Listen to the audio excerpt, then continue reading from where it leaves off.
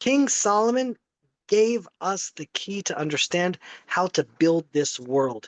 In Proverbs chapter 9, verse 10, it says like this: Reshit Chochmah Yirat Hashem. The beginning of wisdom is Yirat Hashem, the fear of Hashem. Wisdom begins with yirah, with perception, not with fear.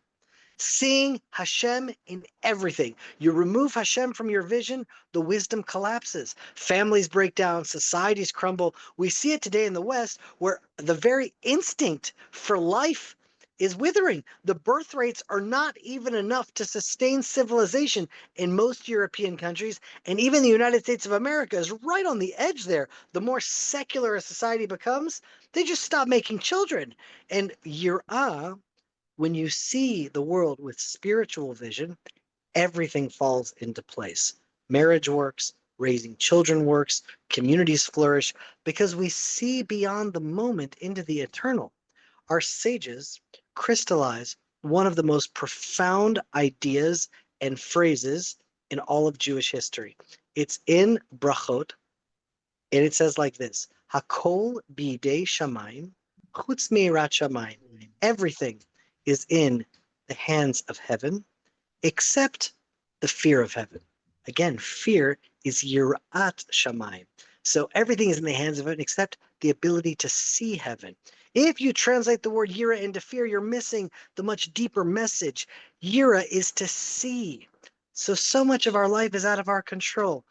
Our health, our wealth, our circumstances, it's all in God's hands. The one thing we have is how we see it. Do we see life as random suffering or a part of a larger plan? Do we see our challenges as meaningless or as the sculpting hand of God making us stronger, humbler, closer to Him? That choice, that perception is Yirat Shamayim.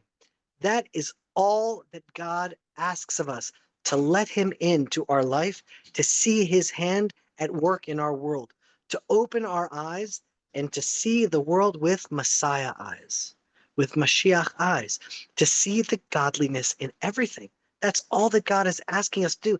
By then, of course, you'll want to keep the Torah. Of course, you'll want to follow His commands. You'll want to live with Him in your life. All we, though, can do is actually activate our soul through our eyes and see the world with godly eyes. To see godliness in everything is to stand in awe and to know that we're partners with Hashem in bringing redemption to the world. So right now, Israel is at a crossroads. What are we going to do with Gaza? Will we have Yirat Shamayim? Will we have the ability to see God at work? Will we have the ability to see this as a part of a historic process? Or will our leaders look at reality in godlessness, make choices based on seemingly rational statistical analyses, and if we take God out of the picture, we will have no wisdom and without a doubt make mistakes? And right now, the leaders of Israel are saying, we don't want to take over Gaza. We're looking for another Arab entity that will run Gaza. That's not the Palestinian Authority and that's not the Hamas. And I'm sorry, but Gaza is a part of the God-given land of Israel. And Israel shouldn't give it away to anyone. It should declare sovereignty. It should be under Israel's supervision. Any other plan is doomed to fail. But we're being called right now to see reality with Mashiach eyes and choose what is truly best for Israel in the region. The stronger Israel becomes, the more of its promised land it controls, the more peace and prosperity will be brought to all peoples in the region and ultimately all peoples in the world.